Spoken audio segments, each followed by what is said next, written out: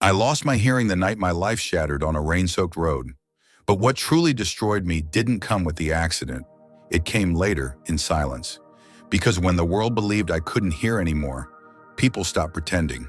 They spoke freely, cruelly, honestly. I heard my fiancé call me a burden. I heard laughter where love was supposed to be. And I heard something darker, something about power, money, and the way people like her looked down on people who didn't belong to their world. But in that same silence, I also heard one voice that never meant to be heard. A woman everyone ignored. A black woman they thought was invisible. And what she said, what she did, changed everything I believed about love, dignity, and racism. Stay with me, because before this story ends, someone will be exposed in front of everyone, and nothing will ever be the same again. Daniel Wright had always believed power was something you could hear. You heard it in boardrooms when people went quiet the moment you cleared your throat. You heard it in the tone of bankers who answered your calls on the first ring. You heard it in applause, in laughter, in the constant hum of a life that bent itself around your success. At 38, Daniel was one of Malibu's most recognizable figures, a real estate executive whose name was whispered with admiration or envy, depending on who was speaking. His cliffside estate overlooked the Pacific like it owned the horizon itself. And that night, driving home from a charity gala, Daniel believed his life was finally complete. The rain streaked across the windshield of his Bentley as his phone lit up on the dashboard. Lauren Whitfield, his fiancée. Daniel smiled, ignoring the call. He wanted to tell her in person. The deal he had just closed would change everything. Another expansion, another leap upward. He imagined her excitement, the way she'd wrap her arms around him and say she was proud. The light turned green. Then came the sound he would never forget. Metal screaming, glass exploding, a blinding flash of headlights rushing toward him from the wrong direction. And then, nothing. When Daniel woke up 3 days later at Pacific Coast Medical Center, the world was wrong. Not blurry, not dark, silent. He saw Lauren first. Her lips were moving, eyes red, mascara smudged, her hand gripping his like it was proof she still belonged there. Daniel tried to answer her. His mouth formed words, but they felt foreign, disconnected from his body. Panic clawed at his chest. A doctor stepped in, Dr. Thomas Reynolds, his face grave. He spoke slowly, carefully, as if breaking bad news to a child. Daniel watched his mouth, searching for meaning, for sound. There was none. The doctor finally wrote it down. Severe auditory nerve trauma, complete hearing loss. Daniel stared at the words until the room seemed to tilt. In a single night, the man who controlled everything with his voice had lost the very thing that defined him. The weeks that followed were brutal. Meetings became awkward pantomimes. Executives spoke over him, around him, sometimes forgetting to look at him at all. His empire didn't crumble, but it shifted, subtly, dangerously. Power, he learned, was fragile when you couldn't hear it. At home, the silence was worse. Lauren tried. At least, that's what she told people. She wrote short notes. She smiled tightly.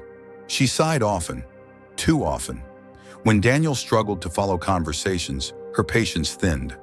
When he asked for clarification, she tapped her pen harder against the notepad. When friends visited, she spoke for him, deciding what he thought, what he felt, what he needed. He's tired, she'd say. He doesn't really need to know that. It's complicated for him now. For him, as if he were no longer fully present. It was Lauren who hired the housekeeper. A little help around the house, she'd written. For both of us. That was how Aisha Monroe entered Daniel's life. She was 30, maybe 32. Dark skin the color of polished mahogany. Natural curls pulled back into a neat bun. Her posture was straight, her movements calm, deliberate, like someone who had learned early how not to take up too much space in rooms that weren't built for her. The first morning Daniel saw her, she didn't rush him. She didn't raise her voice or exaggerate her lips. She simply smiled. Then she wrote in clear, careful handwriting. "Good morning, Mr. Wright. I'm Aisha. I'll be here if you need anything." There was no pity in her eyes, no discomfort, just respect. Aisha learned his routines quickly. She tapped his shoulder gently instead of startling him. She left notes where he'd find them. on the coffee machine on his desk beside his medication. "You've got this today. Don't forget your appointment at 3. Tea is on the counter if you want it." Small things, quiet things, but they mattered. Lauren noticed. "You don't have to hover," she snapped once when Aisha brought Daniel his coffee without being asked. Aisha's smile never faltered. "Just doing my job, ma'am." The word ma'am landed heavy in the air. At dinners with Lauren's friends, the West Coast elite, Aisha became invisible. Conversation stopped when she entered the room. Eyes slid past her like she was furniture. Once, Daniel caught a woman glancing at Aisha and whispering behind her wine glass. The look wasn't curiosity, it was judgment. Lauren laughed along. Daniel felt it then, a pressure in his chest. Something wrong, but he had no words for it yet. Nights were the hardest. Lauren slept beside him, but the bed felt miles wide. When Daniel lay awake, staring at the ceiling, Aisha sometimes appeared silently with a mug of chamomile tea and a note. "Tomorrow will be kinder." She never stayed too long, never crossed a line, but her presence grounded him in a way Lauren's didn't anymore. 6 months after the accident, Dr. Reynolds called Daniel in for a follow-up. The doctor's eyebrows lifted as he reviewed the scans. He wrote quickly, "Inflammation has reduced. There's a chance, small but real, we can restore partial hearing." Hope hit Daniel like oxygen after being underwater. The treatment was experimental, painful, no guarantees. Daniel didn't hesitate. The first sound he heard weeks later wasn't a voice. It was a hum, a distant vibration, like a radio searching for a station. He cried right there in the chair. By the 8th week, he could hear again. Not perfectly, but enough. Enough to understand words, enough to understand truth. Dr. Reynolds congratulated him, then paused when Daniel asked for one more thing. "I need time," Daniel said aloud, testing his voice. "I'm not ready to tell anyone." "Eroi." The doctor studied him carefully, then nodded. That night, Daniel returned home and kept pretending he was deaf. It was easier than expected. Everyone was used to his silence. Lauren spoke freely now, on the phone, in the house, at dinner, never bothering to write everything down. Aisha continued exactly as before, gentle, thoughtful, kind. And for the first time in months, Daniel truly listened. He didn't know yet that what he was about to hear would break him and save him. "Let me ask you something. If you suddenly heard the truth people thought you'd never hear, would you want to know it? Yes or no?" Comment your answer below. Daniel Wright learned something terrifying the first week he pretended to stay deaf. People didn't lower their voices. They raised them. It started small. Lauren stopped writing full sentences. She spoke while scrolling her phone, assuming he'd catch the gist from her lips. When he didn't react fast enough, she sighed. Long, exaggerated sighs that carried a message louder than any sound. "I already told you," she snapped one morning, tapping the counter. "Never mind." That word followed him everywhere. Never mind. At first, Daniel tried to excuse it. Stress, adjustment, fear. That's what love was supposed to endure, right? But then he began to hear what she said when she wasn't speaking to him. One afternoon, while Daniel sat in his study pretending to read, Lauren paced the living room on the phone with Megan Collins. "I didn't sign up for this," Lauren said, her voice sharp, careless. "I mean, I love him, but come on. I didn't plan my life around being a full-time interpreter." Daniel froze. "He just sits there now," she continued, nods, smiles, like he's not even really here. Megan laughed softly. "At least the house is paid for." Lauren laughed too. The sound punched Daniel in the chest. Later that evening, Lauren hosted a small dinner. West Coast elite society at its most polished. Designer dresses, expensive wine, effortless cruelty wrapped in laughter. Aisha served quietly, her movements smooth, respectful. One woman leaned toward Lauren, her voice low but not low enough. "She's very well-spoken," she said, glancing at Aisha. "Where did you find her?" Lauren smiled thinly. "Agency." Another woman smirked. "She blends in better than most." Aisha's jaw tightened for half a second. Then it relaxed, Daniel noticed. Lauren noticed too. After the guests left, Lauren confronted Aisha in the kitchen. "You don't need to linger," she said sharply. "You can clean tomorrow." Aisha nodded. "Of course, ma'am." As she turned away, Lauren added, almost casually, "And don't get too comfortable." Aisha stopped. She turned back slowly. "I'm just doing my job." Lauren's eyes hardened. Exactly. That night, Daniel couldn't sleep, not because of the silence, but because of the noise he could no longer ignore. Over the next days, he heard everything. Lauren complaining about how exhausting it was to explain things like he's a child. Lauren mocking the way he smiled too much now. Lauren calculating, out loud, what she would get if she stayed. "If we're married first," she said one night on the phone, "it's different. I'm not walking away empty-handed." Daniel lay inches away, staring at the ceiling, every word carving something raw inside him, but nothing prepared him for what he heard about Aisha. It happened on a Saturday afternoon. Lauren invited Megan over again. Wine glasses clinked. Shoes were kicked off. The house filled with the sound of comfort. Their comfort. Daniel sat in the adjacent room pretending to work. Megan's voice lowered. "That girl," she said, "the housekeeper." Aisha was in the kitchen. Lauren scoffed. "What about her?" "She looks at him weird," Megan said. "Like she actually cares." Lauren laughed. "Please, she probably thinks she hit the jackpot." "That's dangerous," Megan said. "You know how people like her get ideas." Daniel's hands curled into fists. Lauren took a sip of wine. "Relax. She knows her place." Then came the sentence Daniel would never forget. "She should be grateful she's even here. This isn't her world." Aisha walked in just then, carrying a tray. The room fell quiet. She placed the glasses down gently. Then she spoke.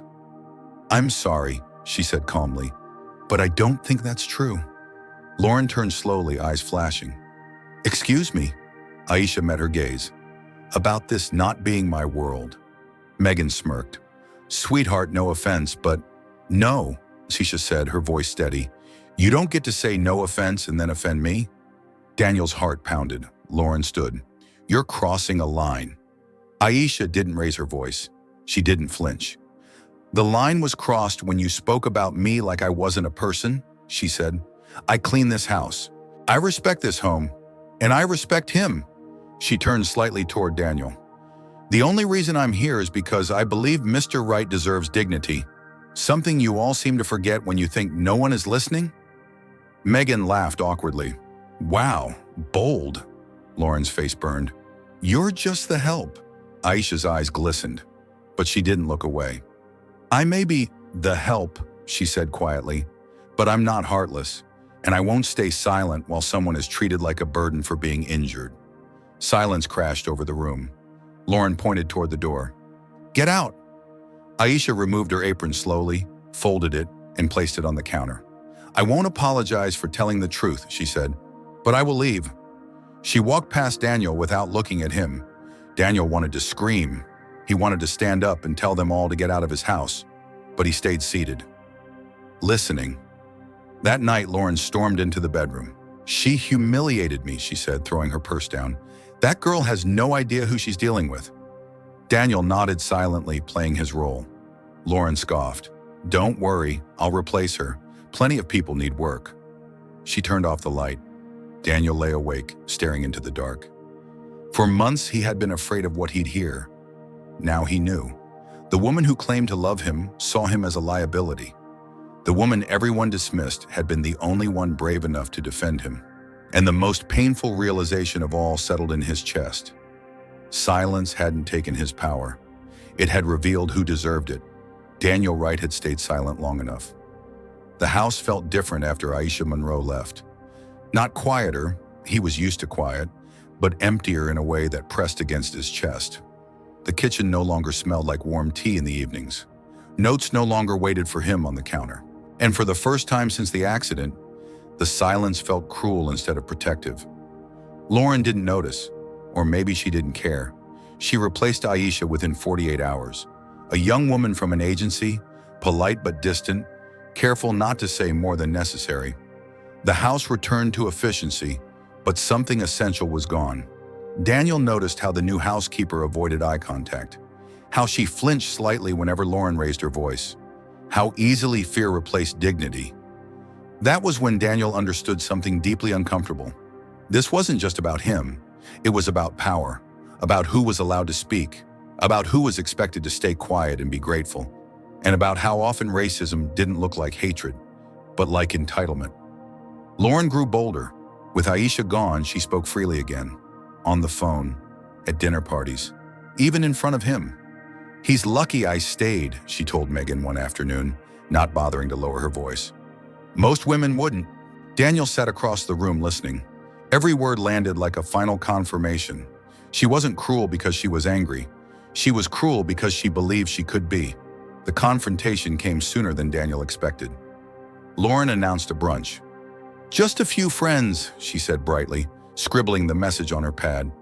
"It'll be good for you." He knew better. By Sunday morning, the dining room was filled with polished laughter and expensive perfume. Megan was there. So were two other women Daniel recognized from Lauren's social circle, women who smiled too easily and listened only when it benefited them. Lauren stood at the head of the table, glowing. Daniel waited. He waited until the mimosas were half gone, until the room relaxed, until the truth would sting the most. Then he spoke. "I need to say something." The table froze. Lauren turned slowly. "Daniel?" Her smile faltered. "What did you say?" "I said," he repeated clearly, evenly, "I need to say something." A glass slipped from someone's hand and shattered on the floor. Lauren's face drained of color. You can hear?" "Yes," Daniel said. "I can." The silence was absolute. "I've been able to hear for a while now," he continued. "Long enough to know exactly who I'm surrounded by." Lauren laughed nervously. "This isn't funny." "I'm not joking." Megan leaned forward. "Since when?" Daniel's eyes met hers. "Long enough to hear you talk about my worth like it was a transaction." Lauren stood up so fast her chair scraped loudly against the floor. "You lied to me." Daniel nodded. "I did." "How could you?" He looked at her calmly. "The same way you lied to me every day I couldn't hear." The room held its breath. "I heard you call me a burden," Daniel said. "I heard you plan your exit around my money. I heard you talk about marriage like a contract you were waiting to cash." Lauren's mouth opened, closed. "And I heard something else," he continued. "Something that mattered more." He paused. "I heard you talk about Aisha Monroe." Megan shifted uncomfortably. "You called her the help. You said she should know her place. You assumed her silence meant agreement." Daniel's voice hardened. "You were wrong," Lauren scoffed. "She crossed boundaries." "She showed courage," Daniel said. "Something you confused with disrespect because it came from someone you didn't see as equal." The words hit the room like a wave. Lauren's voice shook. "You chose her over me?" Daniel stood. "I didn't choose her over you," he said. "I chose truth over pretending, dignity over convenience, humanity over comfort." He stepped back. "And I chose to end this." The engagement ring landed on the table with a soft, final sound. "I won't marry someone who only loves me when I'm useful," Daniel said, "or someone who believes another human being is less because of the color of her skin." Lauren stared at the ring as if it had betrayed her. "This is a mistake," she whispered. "No," Daniel said quietly. "This is clarity." Lauren left without another word. The brunch dissolved in awkward goodbyes. Megan avoided Daniel's eyes as she followed the others out. The house was silent again, but this time, it felt honest. 2 days later, Daniel drove himself across town. Aisha Monroe opened the door in a small, sunlit apartment that smelled faintly of lavender. Surprise flickered across her face, followed by hesitation. "You can hear," she said softly. "Yes," she exhaled. "I thought so." "I'm sorry," Daniel said, "for not stopping it sooner, for letting you walk away alone." Aisha studied him for a long moment. "I didn't defend you because I expected anything," she said. "I did it because it was right." "I know," Daniel replied. "That's why I'm here." He didn't ask her to come back. He didn't make promises he couldn't keep. He simply said, "Thank you." Ho. And for the first time since she'd met him, Aisha smiled without reservation. Months passed. Lauren disappeared from Daniel's life as quickly as she had entered it. The social circle that once surrounded her grew distant when the money was no longer attached. Rumors followed her, then silence. Daniel rebuilt, not just his business, but his values. He launched a foundation focused on education and opportunity for underrepresented communities. Not for headlines, not for praise, but because once you hear the truth, you can't unhear it. Isha returned to his life slowly, carefully, on her terms. They talked about boundaries, about race, about the weight of being seen as less in rooms that demanded gratitude instead of respect. Love, when it came, wasn't dramatic. It was steady, it was real, and it was equal. On a quiet evening overlooking the Pacific, Daniel took Aisha's hand. "Thank you for reminding me who I am," he said. Aisha squeezed his fingers. "Thank you for listening." Some stories end with applause. This one ended with something better. Understanding. Now it's your turn. How did this story make you feel? Did it change the way you think about silence and racism? If you like this story, comment 111 below. Tell us which country you're watching from. And if this story touched you in any way, please share it with someone who needs to hear it. Your voice matters.